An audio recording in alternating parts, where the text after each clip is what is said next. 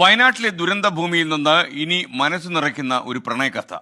ഉരുൾപൊട്ടലിൽ കാമുകി മരിച്ചെന്ന് കരുതി അവസാനമായി ഒരു നോക്ക് കാണാൻ മൃതദേഹങ്ങൾ കുളിപ്പിക്കുന്ന സ്ഥലത്ത് 8 ദിവസം സഹായിയായി നിന്നു നെല്ലിമുണ്ട സ്വദേശി അൻസിൽ. ഒടുവിൽ 8ാം നാൾ അവൾ ജീവിച്ചിരിക്കുന്നു എന്ന് അറിഞ്ഞു. അൻസിലിന്റെയും ഫിദയുടെയും മരിക്കാത്ത പ്രണയവും ജീവിതവുമാണ് നിങ്ങളിനി കാണാൻ പോകുന്നത്.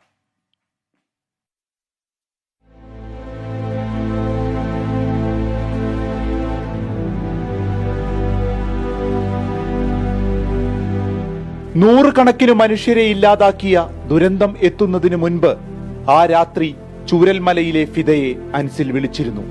സൂക്ഷിക്കണമെന്ന് പറയുകയും ചെയ്തു. പിന്നീട് വിളിച്ചപ്പോൾ അവൾ ഫോൺ എടുത്തില്ല.